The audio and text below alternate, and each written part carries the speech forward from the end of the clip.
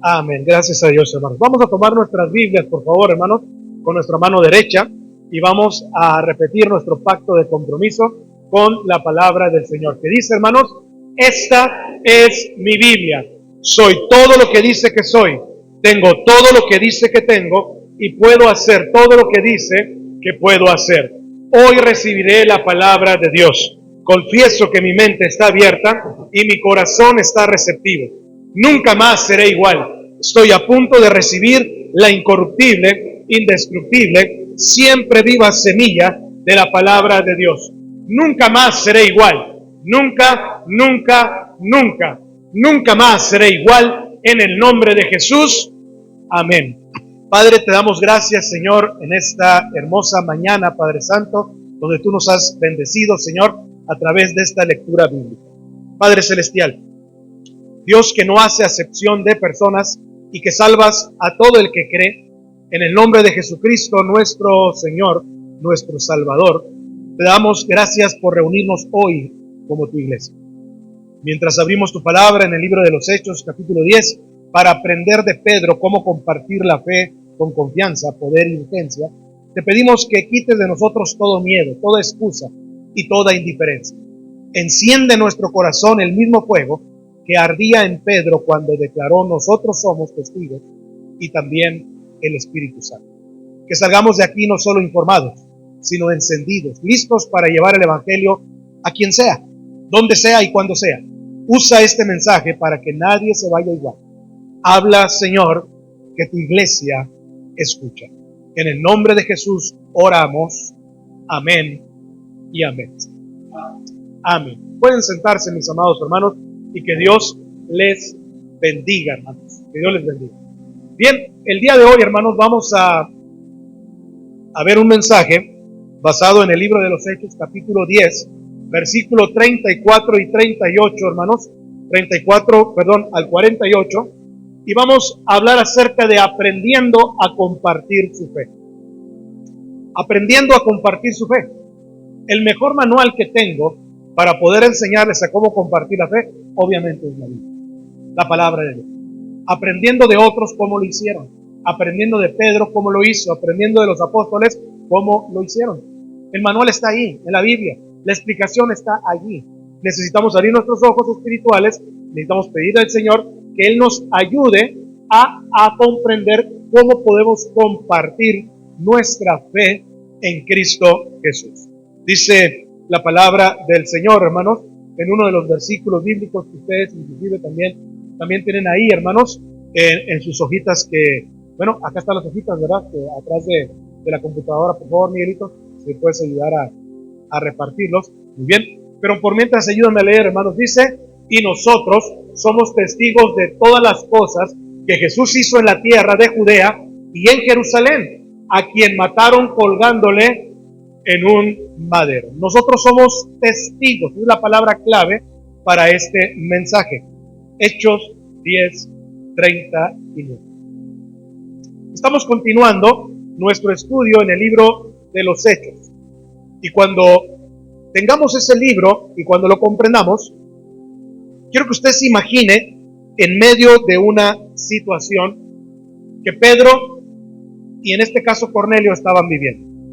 Imagine a un hombre que no es cristiano, que ni siquiera es de su misma raza, mucho menos de la iglesia o de la denominación, pero que está preguntando por la fe, está preguntando acerca de cómo llegar a Cristo. Quiere saber más del Señor Jesucristo. Así que ha hecho lo siguiente este hombre: ha reunido a toda su familia, a sus vecinos y a sus amigos, y los tiene a todos en su casa. Y luego invita a usted a venir a compartir su fe y a explicar por qué usted cree en el Señor Jesucristo. Eso fue lo que hizo Cornelio. La pregunta es: ¿está usted preparado para hacerlo? ¿Estaría usted preparado para ir a esa reunión? Si no lo está, espero que al final de este mensaje sí lo esté, porque eso fue exactamente lo que le pasó a un hombre llamado Simón Pedro. Exactamente fue lo que pasó. Leímos la primera parte y ahora vamos a estudiar la segunda parte de este capítulo. Dice la Biblia que había un hombre llamado Cornelio, y Cornelio era gentil y era un oficial del ejército romano, Hasta dice ahí la cuadrilla, ¿verdad? ¿Era de la qué? De la italiana. Tenía el registro y teníamos, ¿verdad? Ahí todo el dato completo. Y Dios le había hablado y le dijo: Cornelio, manda a buscar a un hombre llamado Pedro. Él vendrá a tu casa y te dirá cómo ser salvo. Así que Pedro, bajo órdenes directas y también por invitación especial, fue a la casa de este hombre llamado Cornelio a compartir, ¿qué cosa? Su fe. Estamos hablando de aprender a compartir nuestra ¿qué? Nuestra fe. Ahora, suponga que ese hubiera sido usted. ¿Usted habría estado listo? ¿Habría estado preparado? ¿Qué diría usted? ¿Qué diría usted ante una oportunidad que puede tener esta misma tarde o esta misma mañana o el día de mañana o el próximo fin de semana? Ahora, mi sermón de esta mañana será un fracaso muy grande, ya sea para mí o para usted, si usted no puede salir de este lugar diciendo: sé lo que diría y creo que sé cómo lo diría. Así que estoy listo por si el Señor algún día usa a una persona y me invita a mí para ir a su casa a compartir de su fe. Eso es lo que quiero que hagamos esta mañana. Prepararle para esa oportunidad que puede llegar, porque, amado hermano, usted debe de compartir, yo también debemos de compartir nuestra fe. Anteriormente, y muy románticamente, ¿verdad? Usted y yo, porque yo también lo llegué a hacer muchas veces, decíamos: permíteme que venga el pastor. Cuando venga el pastor, te va a explicar todo lo que tienes que saber acerca de la fe en Cristo Jesús. Y eso funcionaba. Pero desafortunadamente, pues el pastor no se podía dividir en todos, ¿verdad?, los casos, y no podíamos ir a todas las partes. Y cuando íbamos, bueno, el proceso ya lo hacía el Espíritu Santo. Pero nosotros somos testigos de ello. Somos testigos, dice, de todas las cosas que Jesús hizo en la tierra, en Judea y en Jerusalén. Por cierto, a quien ustedes mataron colgándole en un. Ahora, si usted cree eso, que usted debe de compartir su fe, y espero que sí lo crea, entonces Dios nos ha llamado a compartir nuestra fe en cualquier momento. De hecho, si usted no tiene ningún deseo de compartir su fe, me pregunto si realmente somos salvados. Ahora, le decimos a la gente que guarde la fe. No solo debe de guardarla, usted debe de entregarla también, la fe. Y si no tiene ningún deseo de entregar la fe, tal vez entonces tendríamos que renunciar a ella. Porque decíamos en la mañana: aquel que pone su mano en el arado y voltea hacia atrás no es digno de ¿qué?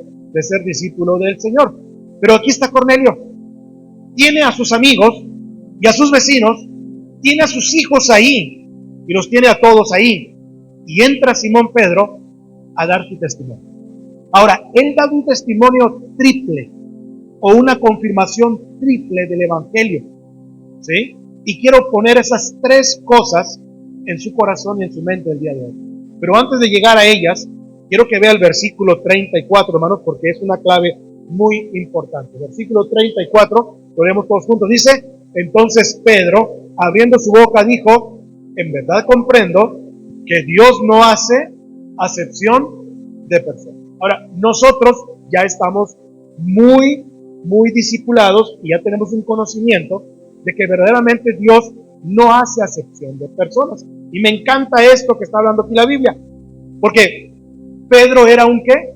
Judío, y ha venido a una casa donde son casa de gentiles, y hasta ese momento usted tiene que comprender que ningún judío podía entrar a una casa de los gentiles para tener compañerismo con él, para compartir cosas espirituales con él. Pero Dios tuvo que trabajar en Simón Pedro antes, unos versículos antes, y decirle: Simón, lo que yo amo al mundo y amo todas las personas que están en el mundo. Amo a los rojos, a los amarillos, a los negros, a los blancos, porque todos son preciosos ante mis ojos. Y quien quiera que sea usted hoy, cualquiera que sea su trasfondo, quiero decirle que Dios le ama a usted, y con Dios no hay acepción de personas. Y luego quiero que vean el versículo siguiente, el versículo 35. Ayúdame a leerlo. Dice: sino que en toda nación le es acepto el que le teme y hace lo que es justo. La palabra que él envió a sus hijos de Israel, anunciando el evangelio de la paz por medio de Jesucristo. Este es Señor de todos. A esa conclusión llegó Pedro cuando tuvo él el éxtasis que dice la Biblia en unos versículos más arriba, que Dios le mostró alimentos para que pudiera comer. ¿Cuál era el ejemplo de los alimentos, hermano? El ejemplo de los alimentos era que lo que Dios había limpiado no lo llamara él inmundo. Entonces, los judíos tienen una tradición de no comer ciertos alimentos que hasta hoy guardan los judíos, ¿verdad? De allá, de aquella nación, hasta hoy lo guardan también. Pero Dios cambia ahora la ley, Dios cambia ahora las reglas del juego, y Él dice, lo que yo he limpiado, tú no lo tienes que llamar inmundo. Bueno, Dios no le estaba dando una clase de cocina. Dios le estaba diciendo que si Él quería limpiar a los gentiles, si Él quería darle la salvación a las personas que menos nos imaginamos nosotros, a la persona que me hizo daño, a la persona que me estafó, a la persona que me golpeó, a la persona que me hizo algún mal, si Él quería darle la salvación días, meses o años después, no llamemos nosotros inmunda a esa persona que también necesita la salvación en Cristo. Dios le dijo a Pedro, no llames tú inmundo lo que yo he limpiado. Y ahora eso lo iba a comprender cuando llegaba con Cornelio. Literalmente era una familia gentil, era una familia que no podía juntarse con los judíos. Y cuando estaba toda la gente ahí, Pedro llegó a esta conclusión. Y él dijo, verdaderamente ahora comprendo que la salvación se extiende entonces a todas estas personas. Ahora déjeme decirle algo. La puerta a la salvación es muy ancha. ¿Sí?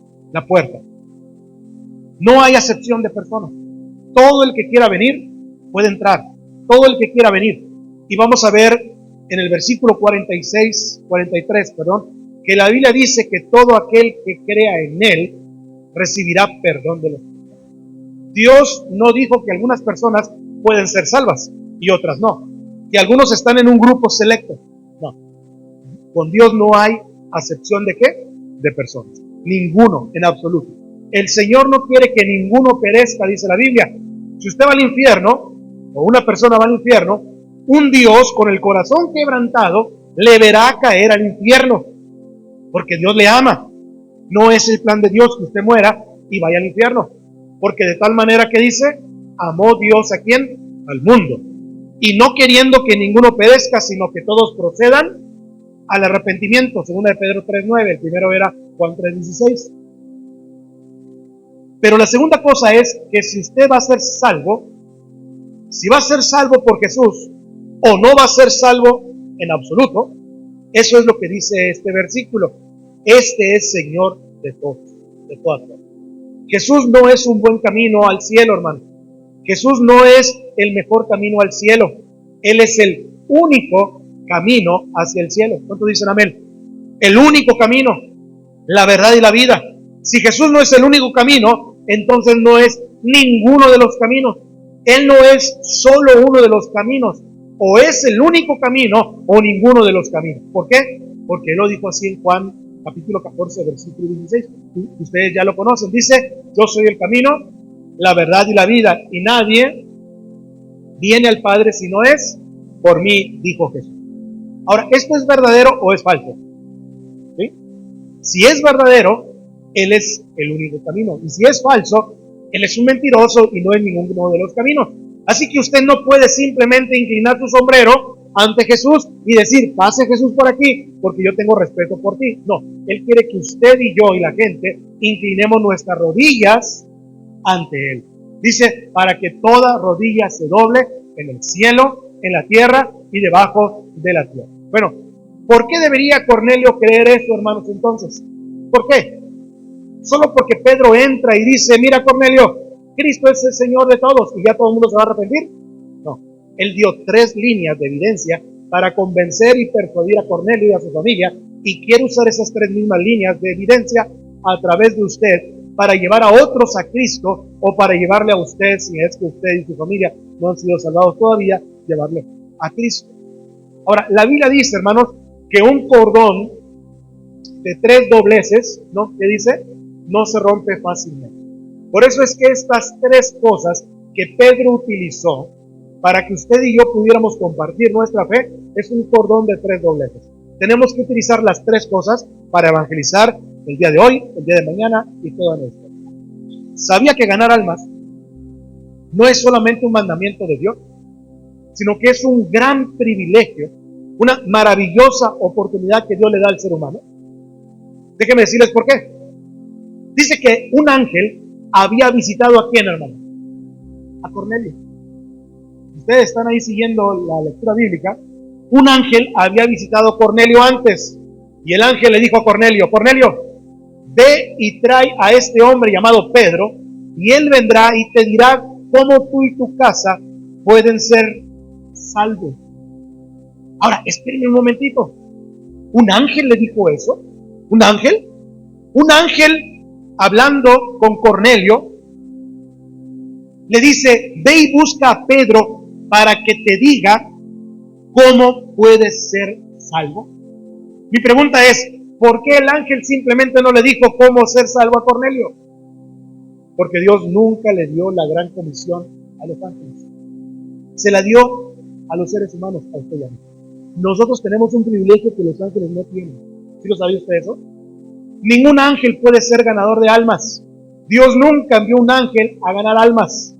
Dios le ha enviado a usted y me ha enviado a mí para tener ese privilegio que los ángeles no tienen. Ahora, gracias a Dios que los ángeles pueden despejar el camino, y gracias a Dios que el Espíritu Santo puede ir delante de usted y delante de mí para preparar el camino a las personas para que puedan escuchar el Evangelio de Jesucristo. Muy bien, ¿cuál es ese cordón entonces de 3 dobleces? Vamos a ver en primer lugar, hermanos, ustedes lo tienen ahí en sus hojitas. En primer lugar, la confianza personal del ganador de almas. La confianza personal del ganador de almas. El ganador de almas tiene que tener una confianza personal. Mientras usted escucha a Simón Pedro aquí, mientras comparte su fe, él no lo hace tartamudeando, no lo hace balbuceando ni teniendo miedo. Él tiene una confianza personal sólida como la roca. Quiero que note cómo se muestra esta confianza aquí mismo en la lectura de la palabra del Señor. Vean ustedes, hermanos, el versículo 39 al versículo 42. Ayúdenme a leerlo. Pedro dice, hablando de sí mismo, ¿verdad? Y de los otros apóstoles, ahora sí, y nosotros somos testigos de todas las cosas de Jesús. A este levantó Dios al tercer día e hizo que se manifestase, no a todo el pueblo, sino a los testigos que Dios escogió de antemano, a nosotros, que comimos y bebimos con él después que resucitó de los muertos, y nos mandó que predicásemos al pueblo y testificásemos que él es el que Dios ha puesto por juez de vivos y de muertos. Ahora, aquí Pedro dice, mira, nosotros somos, ¿qué cosa, hermanos? Dice ahí, testigos. Somos testigos. Cuando digo nosotros somos testigos de estas cosas, estaba hablando de los apóstoles. ¿Se imagina qué jurado habría formado los apóstoles si hubieran puesto a los apóstoles en el banquillo del jurado y les habían pedido que decidieran si Jesucristo es el Hijo de Dios o no es el Hijo de Dios?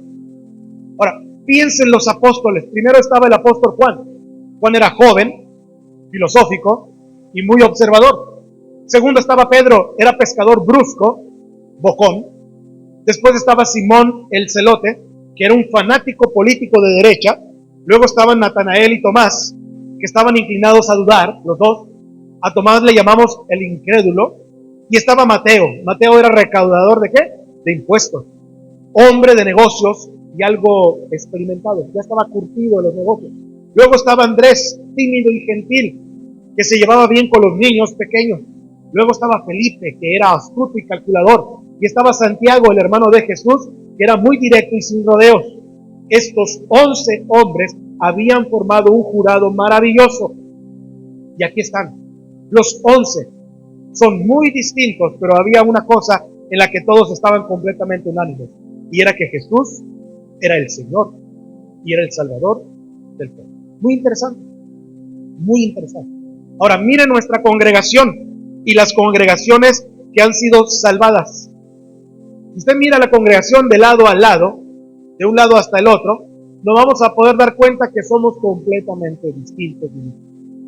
Venimos de diferentes trasfondos. Tenemos hasta acentos diferentes. Tenemos educaciones diferentes. Tenemos gustos diferentes. Tenemos ideas políticas distintas. Les gustan diferentes tipos de entrenamiento y entretenimiento. Incluso les gustan diferentes tipos de cultos. No todos somos exactamente iguales en ningún servicio. Algunos prefieren más himnos, otros prefieren más coritos, algunos piensan que debemos de aplaudir más, otros piensan que debemos de aplaudir menos. Es más, algunos piensan que no deberíamos de aplaudir nada.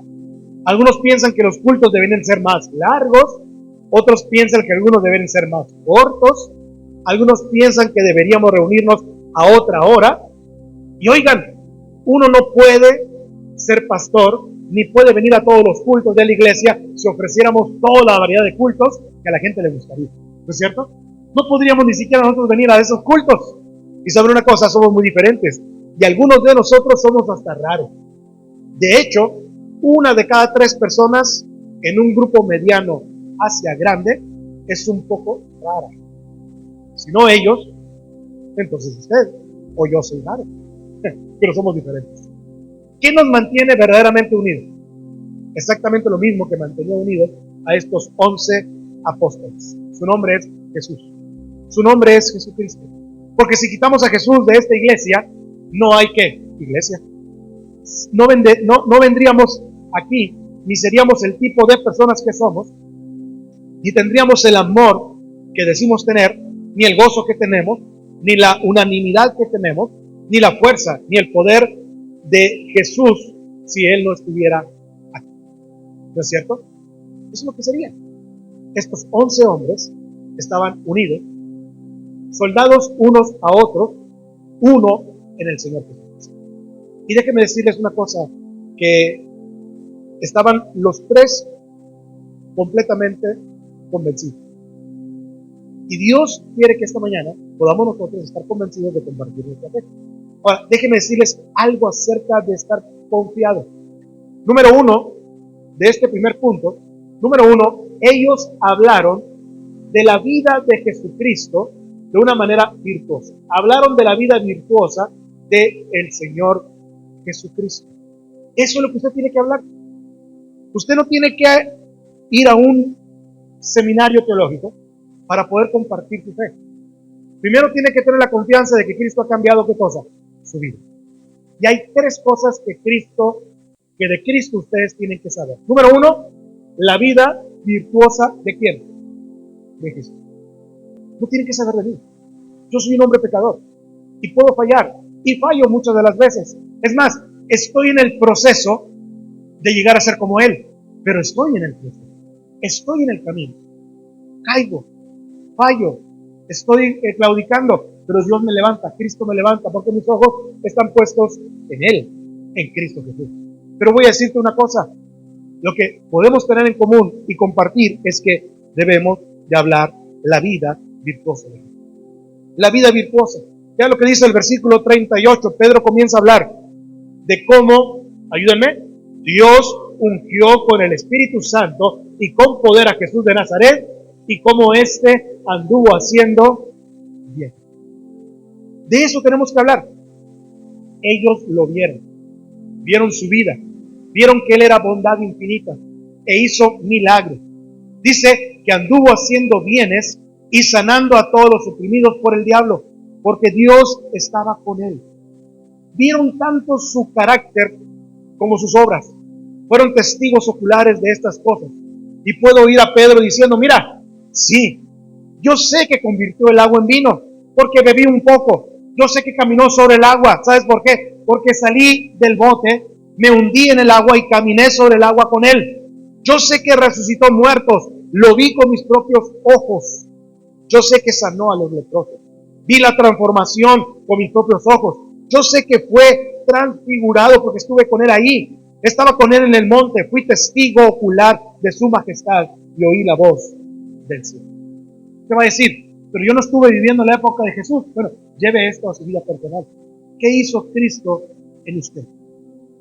¿Qué hizo Cristo? Perdonó mis pecados, me dio una nueva vida, restauró mi matrimonio, restauró mi pensamiento, hizo esto por mí. Usted tiene que hablar de las cosas virtuosas que Jesucristo hace. Número 2, ¿qué otra cosa tiene usted que hablar? Hablaron de la muerte vicaria de Jesús. La muerte vicaria de Jesús. De eso es lo segundo que ellos hablaron. Pero no solo fueron unánimes en la vida virtuosa de Jesús, También fueron unánimes en la muerte vicaria. ¿Por qué vicaria? Porque Él es el sustituto perfecto en la cruz por nosotros.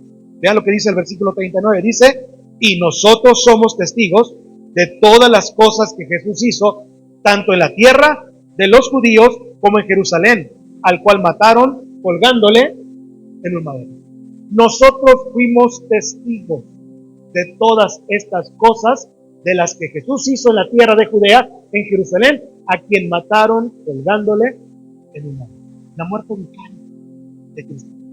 El único. Se sabe en el versículo aquel que dice, he ahí el Cordero de Dios que quita el pecado del mundo. Bueno, ese versículo le gusta mucho a los católicos. Usan ese versículo para hablar de la muerte vicaria de Jesucristo. Pedro dijo, yo lo vi morir en agonía y sal. Yo vi cuando bajaron su cuerpo sin vida en la cruz. Yo lo vi envuelto en lienzos en sepultura. Lo vi puesto en el sepulcro. Fuimos testigos oculares de su muerte. Su muerte es un hecho histórico que sucedió. La muerte vicaria de Cristo. No ha habido otra persona. Todos aquellos dioses falsos, todas aquellas personas que son líderes de religiones, ¿han dado su vida por la humanidad? No. Solamente este Jesús, que descendió del cielo, vino, vimos su gloria, gloria como del Padre, llena de gracia y de verdad. Pero dice la Biblia, y aquel verbo se hizo carne y habitó en nosotros. Jamás un Dios se había hecho carne. Jamás un Dios. Ni en la mitología griega, ni en la mitología judía, ni en ninguna otra mitología, un Dios se había hecho carne y habitó entre nosotros. Y número 3, hermanos, lo que hablaron ellos también hablaron de la ¿qué? De la resurrección victoriosa. ¿De quién? De Jesús. Eso tiene que hablar 3 cosas importantes. Número 1 dijimos, y ahí lo tienen ustedes, hermanos, también, hablaron de la vida virtuosa de Jesús, lo que Él hizo y lo que Él hace en usted y en mí. 2, hablaron de la muerte vicaria de Jesús. Él vino, murió por todos nosotros.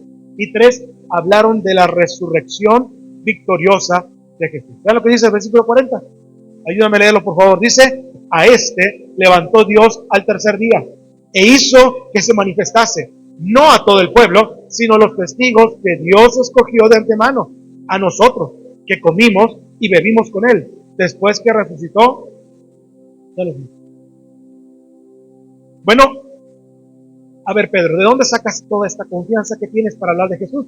¿Estás seguro de que no estás alucinando? Pedro, ¿estás seguro de que no era un fantasma? Y Pedro va a decir, ¿un fantasma? Hombre, comimos y bebimos con Él. Le tocamos. Bueno, Pedro, ¿estás seguro de que no fue una alucinación? ¿Estás bromeando? ¿Una alucinación? Si fue visto por más de 500 personas a la vez. Bueno, Pedro, ¿cómo podemos estar seguros de que no has inventado toda esta historia y ustedes también la inventaron? ¿Cómo podemos estar seguros de que no están solo diciendo una mentira tras mentira? Pedro va a decir, ¿una mentira? Hombre, yo moriría por lo que les estoy diciendo. Y más tarde Pedro lo hizo, murió por la fe en Cristo Jesús. Los hombres pueden vivir por una mentira, hermano. Un sistema político, una religión, una escuela, una filosofía, les puede implementar una mentira y la gente puede vivir por una mentira, pero ningún hombre va a morir voluntariamente a sabiendas de que es una mentira. Hasta ahí nomás llegamos. La gente dice mentiras para salir del problema, hermano, ¿sí o no? La gente dice mentiras para salir del problema, no para entrar en problemas. La gente nunca dice mentiras para entrar en problemas. Estas personas sin esperanza de ganancia personal sabían más allá de toda duda, tal como la pareja cantó, ¿verdad? En el culto, ¿verdad? Con el Señor Jesucristo, como el Señor estaban cantando después del culto, mejor dicho, y les dice que Él estaba vivo y estaban convencidos que en su vida victoriosa tenían la fe en Cristo Jesús. Ahora, estaban convencidos de su muerte vicaria y estaban convencidos de su resurrección victoriosa, lo que acabamos de ver aquí. Pero vean lo que dice este versículo de la Biblia. Dice que a este levantó Dios, que dice al tercer día. Y aquí está el ganador de almas. El ganador de almas tenía esta confianza, Pedro. Y la pregunta es, ¿usted tiene esa confianza porque Cristo está vivo a la diestra del Padre? Y por eso cantamos nosotros cada domingo, por eso cantamos como familia, Por eso cantamos como personas, cantamos como hombres, mujeres, como niños. Por eso cantamos cada día al Cristo vivo y santo. Tenemos esa confianza. La muerte, el sepulcro, la resurrección de Jesucristo es verdadera. Si no, usted no va a ser un buen ganador de almas. Usted va a testificar con tartamudeo y balbuceo y disculpas. Pero, oh, qué testigo audaz es cuando usted dice, yo sé a quién he creído y es poderoso para guardar mi vida en esta y en la otra. Si usted no está sólido en estas cosas, le digo a usted que no va a ser el tipo de testigo que debería usted ser.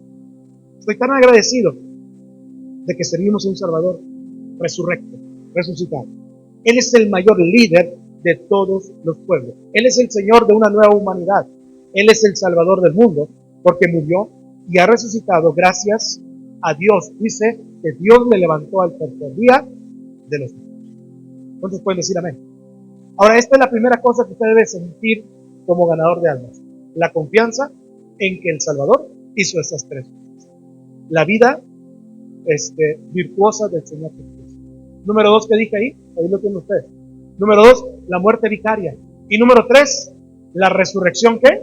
Victoriosa de Cristo Jesús. No está contando mentiras, está contando una verdad, un hecho histórico que ha transformado nuestras vidas. La primera cosa es que usted debe tener es una confianza al ganar almas. Vamos al punto número 2 de este cordón de 3 dobleces que no se va a romper fácilmente. Número 2, la poderosa confirmación de las Escrituras. Aparte de la confianza personal que usted debe tener como ganador de almas, usted no tiene esa confianza hoy, necesita obtenerla y puede tenerla. Y le diré, ¿cómo puede usted tener esa confianza? Bueno, en un momento más, Pedro nos va a enseñar cómo debemos de tener esa confianza.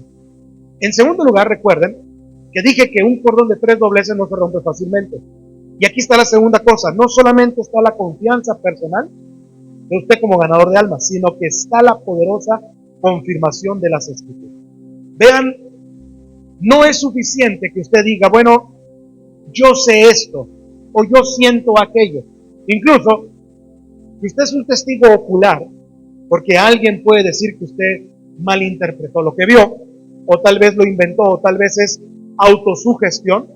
Así que Dios nos da algo más que nuestra visión, nuestra vida transformada y nuestras vidas completamente redimidas por Cristo.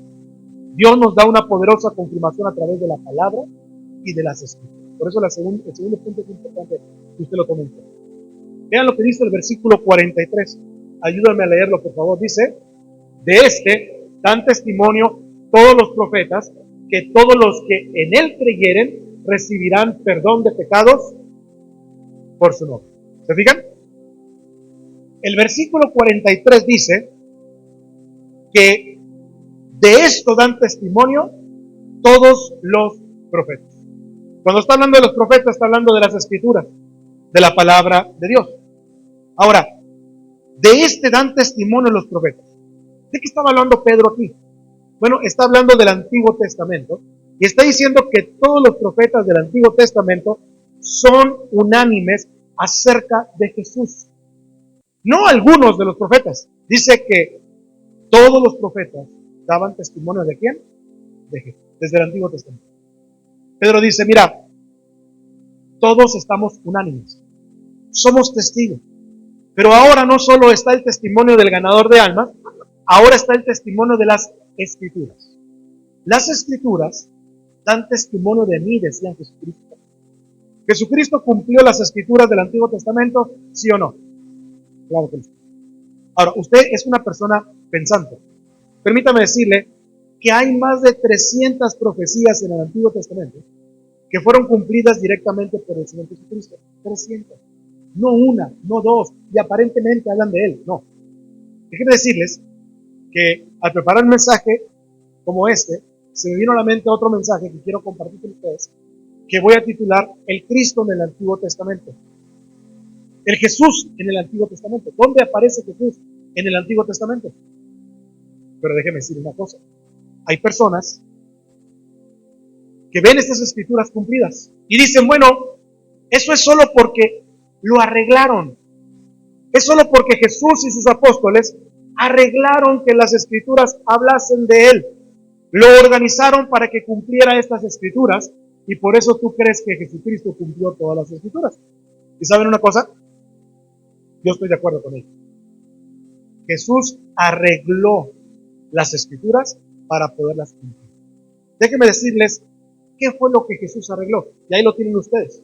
Número uno, Jesús arregló y Jesús manejó nacer en Belén. ¿Piensan ellos que podría manejar el lugar donde había de nacer? Pues bien, Jesús arregló dónde debería de nacer. Y eso es imposible, que una persona pueda elegir el lugar donde va a nacer antes de nacer. Jesús lo hizo. Y dice la Biblia en Miqueas 5:2, ayúdame a leer, dice, pero tú, Belén, Efrata, pequeña para estar entre las familias de Judá, de ti saldrá el que será Señor de Israel. Efectivamente, hermano, Jesús manejó el lugar donde iba a nacer. Ellos tienen completamente la razón. Les diré qué más manejó Jesús. Jesús manejó también nacer de una virgen. ¿Piensan ellos que podría manejar esto? Bueno, pues sí lo manejó. Usted no eligió a su madre, pues él sí la eligió. Y eligió nacer de una virgen. Vean lo que dice Isaías capítulo 7, versículo 14. Ahí lo tienen. Dice, por tanto, el Señor mismo os dará señal. He aquí que la virgen concebirá y dará a luz un hijo y llamará su nombre Emmanuel. Entonces, ¿Jesús arregló dónde nacería? Sí, sí lo arregló. Y lo arregló antes de nacer. ¿Jesús arregló de quién nacería? Sí, también. Él escogió a su madre y todavía puso un ingrediente especial. Iba a ser virgen. Sería una virgen. Le diré algo más que Jesús manejó antes de nacer. Jesús manejó también su crucifixión. Su crucifixión fue descrita 700 a 800 años antes de que él naciera. Cuando la muerte por crucifixión, hermanos, ni siquiera se conocía. En el tiempo de Isaías, cuando escribió el profeta estas palabras, no se conocía la muerte de crucifixión. Y Jesús lo dijo 700 a 800 años antes. El Salmo 22 habla acerca de esto. El Salmo 22, hermanos, dice, por ejemplo, taladraron mis manos y mis pies. Nadie se le iba a ocurrir en el tiempo de Isaías escribir una cosa como esta. ¿De qué muerte estás hablando? ¿A quién hemos taladrado sus manos? ¿A quién hemos clavado sus pies? Taladraron mis manos y mis pies. Y después dice Isaías, esto lo escribió David, ¿verdad? El Salmo 22, y esto lo escribió Isaías todavía 700 a 800 años antes. Ayúdenme a leer, dice, y se dispuso con los impíos su sepultura, mas con los ricos fue en su muerte, porque no hizo violencia, ni hubo engaño en su vida. Él manejó ser crucificado. Y él manejó eso. Manejó que dos ladrones fueran crucificados con él. Uno a su lado y el otro al otro lado. Y posteriormente ser sepultado en un sepulcro reservado ¿para quiénes? Para los ricos, dice ahí. Porque con los impíos su sepultura, mas con los ricos fue en su muerte. Y así fue sepultado. Un hombre llamado José de Arimatea reclama el cuerpo y lo lleva a una tumba prestada con ricos que él fue puesto ahí. Ahora les diré qué más manejó Jesucristo antes de venir al mundo, para que ustedes lo tomen en cuenta. Él manejó también su traición. La Biblia dice que lo traicionarían por 30 piezas de plata. ¿Sabía usted? La Biblia dice en Zacarías, capítulo 11, versículo 12, yo me leerlo, dice, y les dije, si os parece bien, dadme mi salario, y si no, dejadlo. Y pesaron por mi salario 30 piezas de plata. ¿Qué fue lo que hizo el traicionero de Judas, hermanos? Él vendió al Señor Jesucristo por 30 monedas de plata. Él manejó eso. Si la gente de afuera cree que Jesús manipuló las escrituras y manejó todo esto para que él cumpliera las escrituras, sí lo hizo. Lo hizo 700 a 800 años antes. ¿Quién iba a poder presumir eso? ¿Quién iba a poder profetizar eso? Nadie de nosotros vamos a poder decir, aunque preparemos el culto. Escuché de un pastor que dijo, voy a preparar mi culto de funeral, ¿no? Y él dejó literalmente así fue. Yo conocí a ese pastor. Literalmente, Jocelyn también lo conoció. Literalmente él dejó el mensaje que su nieto predicó, literalmente dejó el programa donde se iba a oficiar ese día el culto de cuerpo presente, los himnos que cantarían, quién iba a dirigir y todo lo demás, ¿no? ¿Quién iba a pensar algo así 700 a 800 años antes? Y déjeme decirle una cosa, Jesucristo manejó que y luego él arregló por último, él arregló su resurrección. Su resurrección. Manejó que iba a salir 3 días después de la tumba. El Salvador del mundo. Y fue visto por más de 500. Ahí dice en su palabra. Porque no dejarás mi alma, ¿dónde? En el Seol. Ni permitirás que tu santo vea corrupción. Ahora déjenme decirles una cosa. La mayoría de estas profecías, si no todas, fueron cumplidas no por sus amigos, no para que sus amigos la creyeran, sus amigos ya creían en él, sino por sus enemigos, aquellos que tenían más que ganar si no se cumplían todas estas cosas. Los enemigos iban a decir, ya ves, tu Salvador no cumplió las profecías bíblicas. Ya ves, tu Salvador es un engañador, porque él ni siquiera se cumplieron las cosas que tú dices de las profecías bíblicas. 300 profecías se cumplieron, no para sus amigos, sino para sus enemigos, porque ellos tenían más que ganar si no se cumplía al menos una de estas cosas. ¿Se fija cómo la Biblia en realidad se explica sola? Y gracias a Dios que el Señor Jesucristo arregló 700, 800 años antes la escritura para que sea. ¿Sabía usted o sabe usted suficiente escritura para tomar la Biblia y hablar del Evangelio de Cristo? Primero, por la convicción en su corazón. Y segundo, por las escrituras, porque Cristo cumplió las escrituras. Todas las profecías hablan de Jesucristo, aquel que vino a morir por nosotros en la cruz del Calvario. ¿Cuántos dicen amén? Ese es el segundo punto. Primero, la confianza del ganador de almas. Segundo, ¿qué dije, hermano? La poderosa confirmación de las escrituras. Usted tiene una poderosa confirmación. Pero tercero, y número 3, cordón de 3 dobleces, dijimos, no se rompe fácil. Número 3, usted tiene la convicción persuasiva ¿de quién? Del Espíritu.